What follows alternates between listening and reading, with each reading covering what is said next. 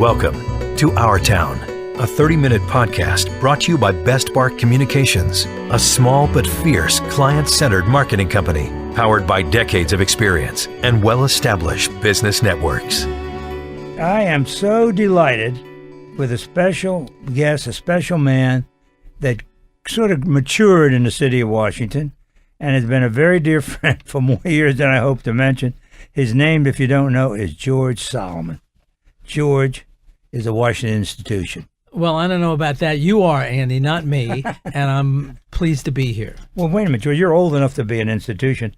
But I know about you because I do recall meeting you when you came to town and what you did. But I did not know at the time, but since found out that you're a Florida native by New York, or New York native by a Florida, whatever. Right, it's pretty common. And I grew up in Miami Beach, Florida, and went to the University of Florida, and that's where it all began. Why didn't you go to the University of Miami? Because it's too expensive. And the University of Florida was a state school, and since you brought it up, the cost was $75 a semester. That answers your question. And well worth it. Right, it was. But the U, as they call Miami, was the local school, but that's a private school. I did not know that. I thought it was the city school, but it's not. No, it's always been a private school, and but a lot of people who lived in the South Florida went to the University of Florida. And why would that lead you to journalism? Did you study that in school? I did it in high school. I was a sports journalist, in high school, and then when I went to the University of Florida, I majored in journalism, and I covered the Gators for a lot of the newspapers in the state, and worked in the sports information office of the university. Yes, they were the way before Steve Spurrier, of course. Spurrier came to the University of Florida the year after I graduated, which would be 1963.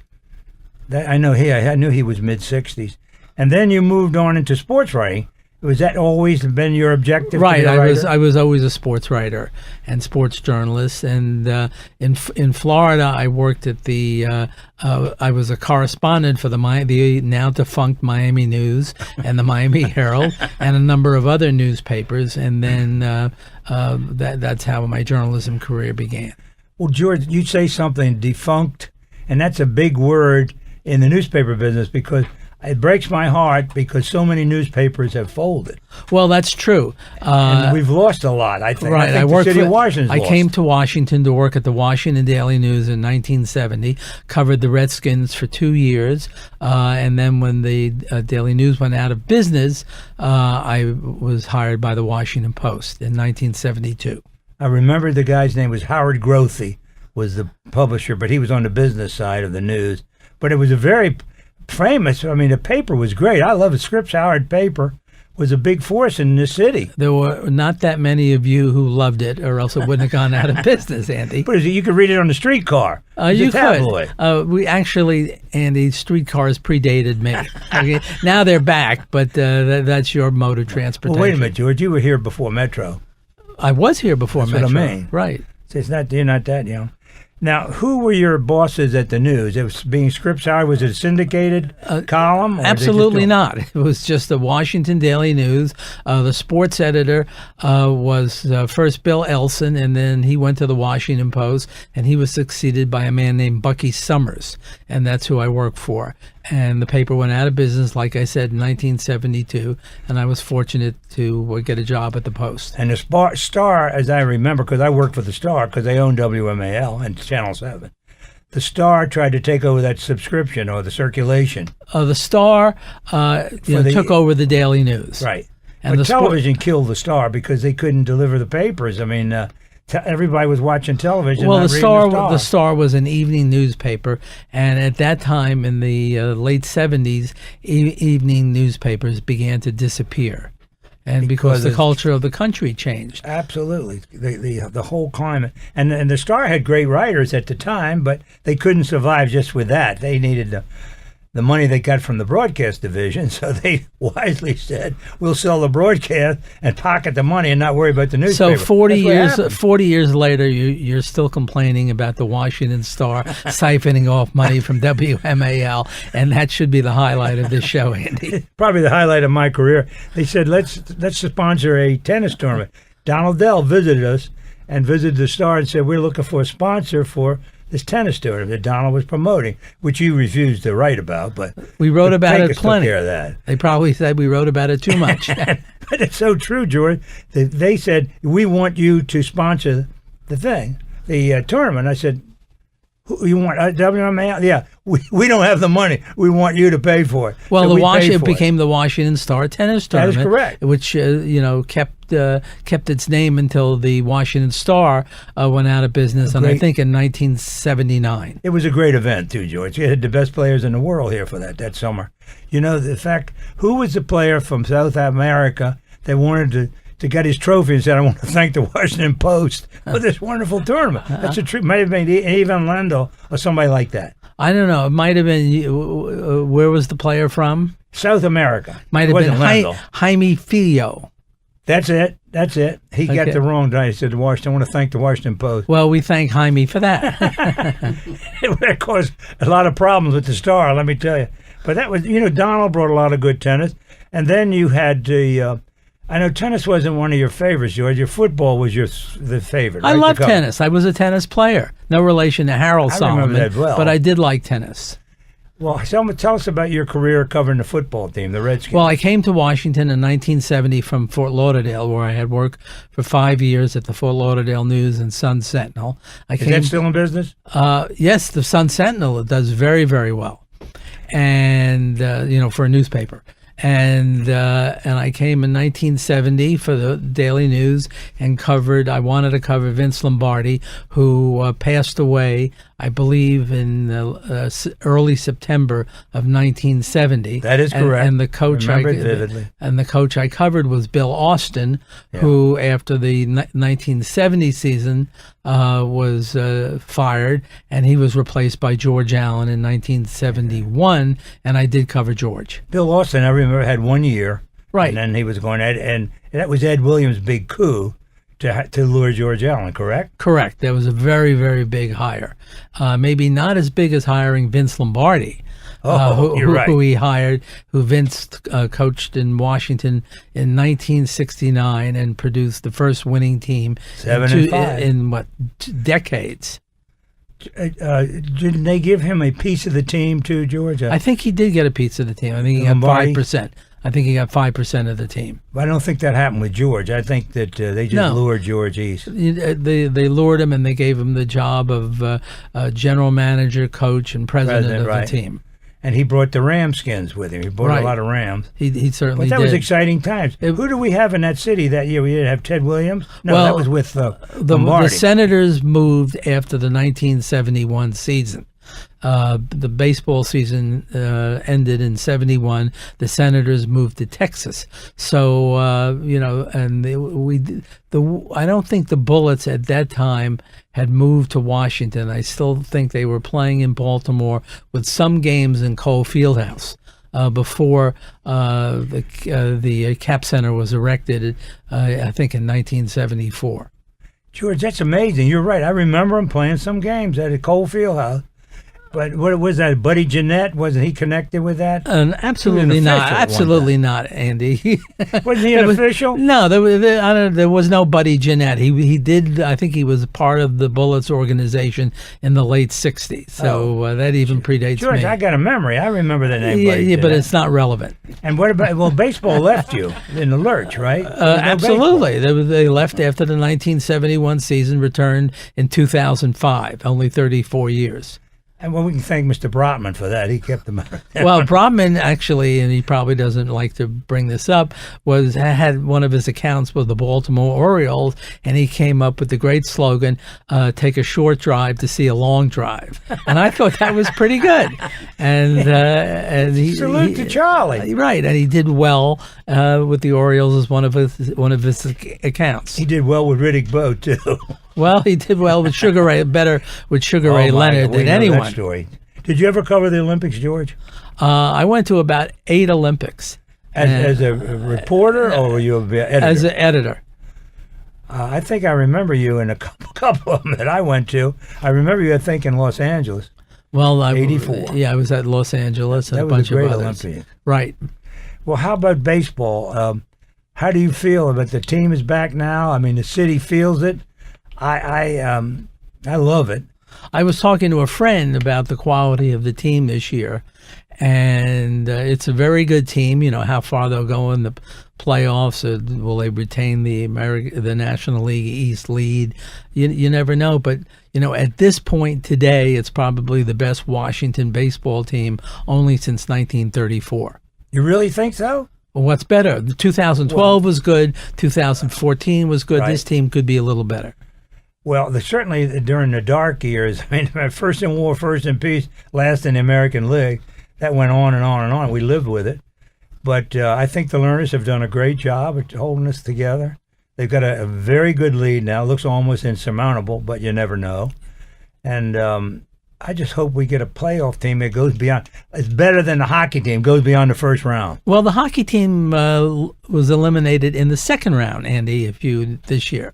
So we did. I missed that, George. Okay, so the hockey team did eliminate the Philadelphia Flyers this year, and then were eliminated by the eventual Stanley Cup champion Pittsburgh Penguins. George Solomon, I remember vividly the hockey team went to the finals and played the Red Wings. That's correct, and were swept in 4.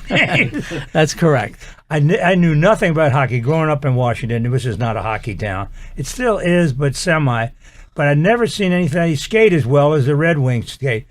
I mean, they were like a blur against our team. It was terrible. What do you know about the Red Wings or hockey? Nothing. So, I just saw one time, George. If you want to kill time, send me away. But you don't know anything about hockey. George, where did you had one time a stable, I don't want to say a stable, but a collection of writers were working for you that are legendary in this city, like Tony Kornheiser, Michael Wilbon, Dave, I can't remember that.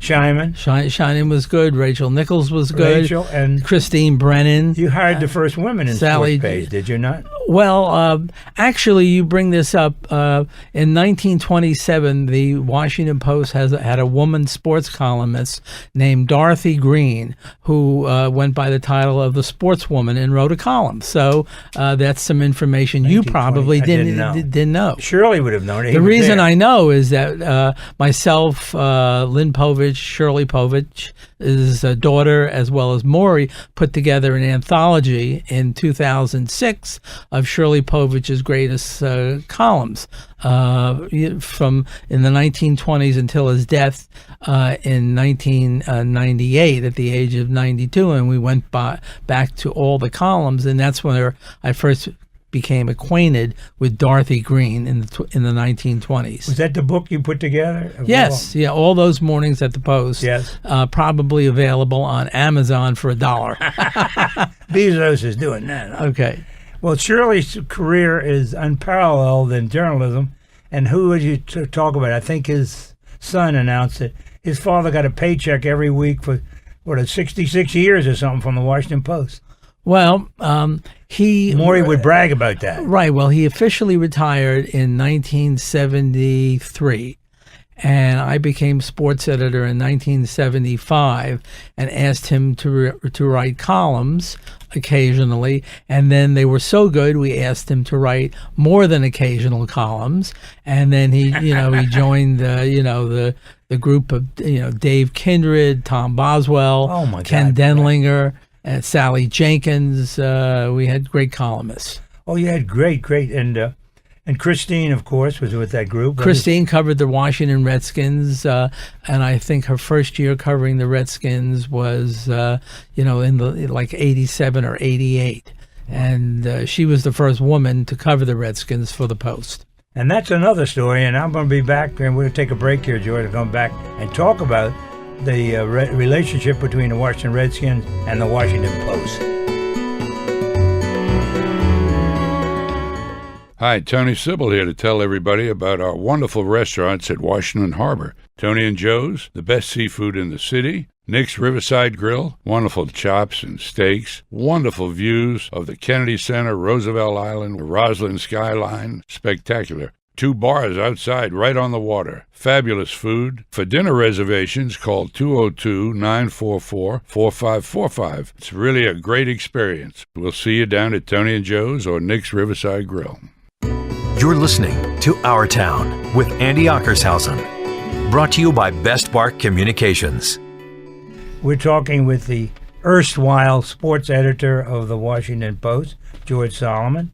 I use that term erstwhile because that was Howard Cosell's favorite term, yeah. Right. Well, why don't you at least say that I work at the University of Maryland. I'm on the Philip Merrill College of Journalism faculty, and I'm the director of the Shirley Povich Center for Sports Journalism. You could at least mention that I do have income. George, I'll get to that, but I'm certainly not getting income from this show. I want to hear about it. We ended on a relationship that I brought up. There was somewhat of a relationship between the Redskins and the Washington Post that was, over the years, kind of cantankerous. Adversarial.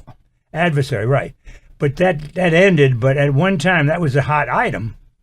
People who, on the outside, looking at, and we were involved with the Redskins, as you know, with WMAL and Channel 7, and I know what we are involved with the Post. Matter of fact, you had a radio show on WMAL on this very station. When I was a reporter, and I did the show with Andrew Beyer, who for many, many years was the best horse racing writer in the country. In the world. For the Washington Post, and Ken Turan, who left the Post and went on to a great career as a film critic for the Los Angeles Times and National Public Radio. Did he retire, to Kenny? He retired probably like you, Andy, and he just does some stuff. But that was a great program. It was so great that we had to end our relationship from time to time because George Allen didn't like it. No, Andy, you ended it at the end of every football season by firing us, and then you graciously rehired us in September of the following year. So that was an annual event. Well, we were more beholden to the Redskins than we were the Post. We were afraid of Mr. Cook. Mr. Cook actually was a big fan of a number of people at the Post. The writers? Oh, yeah. He loved David Kindred, loved Tony Kornheiser. Kornheiser could say anything he wanted about Jack Kent Cooke. And he also really loved Michael Wilbon as well. And what's not to like about those guys? I know, but he thought Kindred was a brilliant writer, loved Shirley Povich. He adored Shirley Povich. And but Kornheiser would make fun of Cook's dog, Coco. And nobody else could do that but Kornheiser. Kornheiser could make fun of Cook's many wives and did. What we've missed with Cook, we replaced with Dan Snyder and his trees. But that's nothing. He's not a character. Snyder is nothing compared to what we went through as a community with Jack Kent Cooke. He was incredible. And Edward Bennett Williams, for that matter. Well, the three very, very distinct individuals, not to say George Preston Marshall, who predated me, wasn't a character as well, with some history to go along with it. But Ed Williams was a real presence and was a humongous figure in this town. And a great lawyer, and was the managing partner of the Redskins when Cook was living in Los Angeles and then Las Vegas for that 2-year period. You remember that, Andy, because there was a divorce proceeding, and that he'd rather stay in Las Vegas. Don't ask me why. We don't want to get into that right now. Siegel would used to love that story, right? And then Jack Kent Cooke took over the team from Edward Bennett Williams, and I think it was 1978 or 79 when he moved back east, took over the team, and Ed Williams bought the Orioles in 79 and actually considered moving them to Washington. I was going to ask you that. That was a possibility, correct? That was a possibility. It scared baseball, and it scared Baltimore into building him a stadium, which is still one of the best baseball stadiums in the country. William Donald Schaefer was mayor of Baltimore, right? That's correct. He wasn't going to lose the Orioles on his watch. The story is that they told the mayor, said, we can't build this stadium where you want it in Camden Yards because there's PP or something in the ground. And the federal government won't like it. And he used a nasty word about the federal government, said, we're going to build this stadium, and they did it. And they did it. It's a great, said it right through. A great stadium. Great stadium, and right next door is a great football stadium. Absolutely, it's fan friendly. I know that the fact is, when they built the baseball stadium, there's a guy named Bill Brown that worked for Comcast. He's now head of sports for Fox. He consulted on how to arrange the television in that stadium, the Orioles Stadium, with a guy named Larry Lucchino that you know. And the fact is that we meaning Comcast, participated, then it was Home Team Sports, in building that stadium with all the camera angles. Everything in that stadium was first class. It was built underground. Even the beer trucks don't deliver. They all go underground. But Bill Brown helped build that stadium. And you helped with a TV show on Home Team Sports. It was called Washington Post Live. It might have been the worst television sports show in the history of television. So, but you had a career, George. Brief.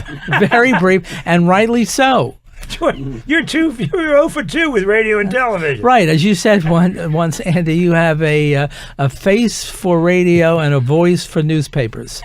And you were absolutely correct. We did. We had so much fun with it. But the TV show was good, George, but it was before its time. Well, some of the guests were Michael Wilbon and Tony Kornheiser. Oh, yes. Who Whatever happened to them? Who went on to humongous accomplishments for ESPN. Now there's been, I was told yesterday by your Post group that Wilbon is doing shows from wherever he is. They got some setup that he can Skype it into. Yeah. See, Andy, I know you've kept up with the times, but they can do television from other cities beside Washington. But you think they're together, though, when they're arguing, but they won't be. But I love the show, and I love the guys, and they really do a great job, and you discovered them. Well, I don't know about that. Didn't they used to argue in the office? Yes, and they discovered. Let's get one thing straight. They both made me look pretty good. Absolutely. That's what they're supposed to do, right? Right, they did. That's what I told Janice all the time. The Hardin and Weaver's job was to make me look good. As long as they thrived, I thrived. Kornheiser and Wilbon were great columnists. Well, how about you left the Post under strange circumstances? I went to your going away party, and you announced that you're not really going away. You were going to go to another job. Well, but not in the newspaper business. No, I stopped being sports editor in 2003 after 28 years, which is more than enough. Nobody ever lasted that long. The newspaper was moving into a digital era where I was simply unqualified to lead him into this era. And my successor, Emilio Garcia Ruiz, who is now managing editor of the Post, certainly was better suited for it. And I went on to the University of Maryland, where I've been teaching since 2003. I also wrote a column for the Post for 6 years after I stopped being sports editor. And I run also, in addition to teaching, the Shirley Povich Center for Sports Journalism. George, you're busy. Like you, Andy, I just do things to stay out of the house. Well, we all do. And make my wife happy. George, I think what you're doing at the school is tremendous, and it's great. I met some of your pupils and some of the people that work for you, and there are a lot of bright kids there, baby. I don't know where you get them from, but they're great. Well, they're very, very good, and many of them, are on the job hunt, and hopefully they'll have success. Well, how do you direct them into broadcast journalism or pod journalism? Well, newspaper business is not a good business anymore. There is an internet now, Andy. You're aware that you turn Telephone, on your computer. Even I know that. I can turn on the computer. There's good sports internet sites. There's news organizations that are online, and some newspapers like the Washington Post, the New York Times, and the LA Times are still, very successful with very good internet sites. But the business is changing, and and our students are adapting to the change, even though their professor sometimes is not. Now, how about any of your kids write in the school paper? Has that been a ground for, what do they call the Diamondback? The Diamondback is an excellent newspaper at the University of Maryland. All produced by the students, correct? By the students, totally independent from the Merrill College of Journalism. Totally independent, and they do great work. Do you supply them reporters? No, I don't. We don't supply them anything. It's Any of your kids ever work for them? Most. Oh, I got most of the staff. It's two different at worlds. the College of Journalism, but we have no input into the Diamondback. They're completely independent, which is what it should be. Well, that's it. You don't want the school running what the paper says. The paper's got to be independent. Paper's totally independent from the college and the university.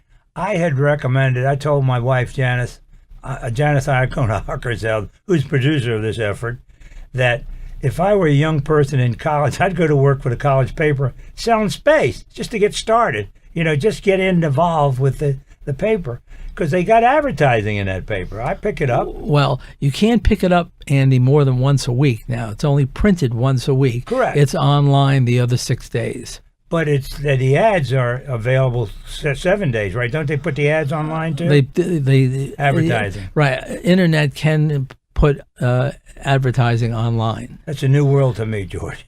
And me. We'll figure it out. But our town was designed, but Janice's idea was there were so many people we know about and grew up with in this city, in our town, the last 50 years, and who's still around. And George Solomon was one of the most premier names because we knew George because he had a failed television show. He had a failed radio show. A newspaper career in which George hung on by his fingertips. No, but great. And Kenny Turan has made a lot of money on the West Coast, I'll bet. I don't know about money, but I know he's considered one of the best film critics ever to work at the Los Angeles Times, and the movie industry for the Los Angeles Times is pretty important. Well, George, we're going to take another break here, brief break, and come back and talk to you about our podcast and these new words you're talking about, the internet, things that I don't understand. And this is Andy Ockershausen on Our Town. We'll be right back. Are you retired or soon will be? Is your will up to date? Don't want to leave a mess for your family to clean up. I'm attorney Mike Collins, the guy who sends you those invitations to my estate planning seminar. I'll teach you how to save taxes, avoid probate, protect your heirs from lawsuits, bankruptcy, even the divorce court. Keep your money in your family with our innovative Reservoir Trust. Watch the mail for your invitation. Tuition's free when you register online at MikeCollins.com. That's MikeCollins.com. Our Town with Andy Ockershausen. It's Andy Ockershausen again. This is Our Town with the eminent sports editor, George. You haven't been calling eminent. You're not my eminent. I'm not the sports editor of the Post anymore. Yeah, you're still my pal. If you want to call it, former, that's fine. Well, we had a great relationship with the Post, particularly with Bob Pinkerton. I used to come and visit you for publicity for the tennis tournament. And it was very difficult, George. He said, we need more than you were giving us, George. Well, and I was consistent in that Donald Dell used to complain that he would open up the paper on the Monday of the start of the tournament, and the lead headline was "Who wasn't there?" and and that's, I think that's still his complaint. Right? Donald can't get to you anymore. Well, we had our fun time in sports here when I knew Warner very well, and watched and listened to what his program is. And we said we're going to do something like that on WMAL. And we used to listen to this guy from Boston. You could hear him at nighttime. I could in Alexandria get up a height. And he worked for a station, and he had the worst New England accent you ever heard. His name was Ken Beatrice. And we brought him to Washington on a risk that this thing may not go because his voice was so bad. He was so full of information. The problem was we didn't know whether he was right or not, but we let him go, and it turned into another story. Well, he was one of the first figures to really make it big in sports talk radio, and I credit you for that. And he had a loyal listening base. I mean, George, it's incredible. He used to take phone calls, and he 24/7. He was very, very knowledgeable, and he wasn't without some imperfection. And but he was a presence in the town. Well, and you as the editor and the man at the Post knew that, and we appreciate it. One of Ken's strengths to me was he was very good with kids or children. I don't know how old they were, but he would be patient with them. He'd take his time explaining things. Maybe he was wrong, but he'd explain it to him. He didn't slough them off. No, he had a great relationship with his listeners, and people listened to him. And I remember Tony Kornheiser wrote a major profile on him that pointed out some imperfections in Beatrice's career and some things that weren't quite right. And I remember we got hundreds of cancellations, subscription cancellations, and I think you put Beatrice on a leave of absence for months. We did. Right. Sent him off to some facility where they were padded walls, and and I think that you were very helpful. You helped at least to put the spotlight on the guy. Look, and we did bring him back. He was a presence, and he had a story and a fact, and he did it. And Tony was right, and Ken felt he was right. But between the two of them, I don't know if they ever buried the hatchet. I don't think Ken ever had a hatchet. I don't know if he ever met Tony, but he was a legend, and he knew his sports, and he knew enough to make the people listen to him, and that's what it was told. Well, he did, and then when it would come draft time, that's when he would really go crazy. He would shine in the draft, wouldn't he? He would really go crazy. But thank you, George. You brought back so many names and memories, and I'm so glad you're doing well at Maryland. Charlie and I, Mr. Brotman and I, visited you. We'd like to be invited back. Couldn't we teach one of your classes about broadcasting of sports or whatever? No. Howard Baumstein asked me to come back and talk about marketing. Well, I'm here, Andy, and I'm happy to be here. And ask me anytime. It was a pleasure, and I'm sure your audience would delight in all your stories. You're going to hear us for a long time, because once this is in the podcast, it's there forever. It's not like radio; it doesn't end. This will last forever, George. And we'll be tuning you in 30 years from now. No, you won't. Tuning you out. George, thank you so much. From the University of Maryland, by way of the Washington Post, George Solomon. Thank you, Andy. You've been listening to Our Town Season 1 with your host, Andy Ockershausen. New Our Town podcast episodes are released each Tuesday and Thursday. We welcome your comments and suggestions on how you like the show or who you'd like to hear from next. Catch us on Facebook at Our Town DC or visit our website at OurTownDC.com. Our special thanks to WMAL Radio in Washington, D.C. for hosting our podcasts.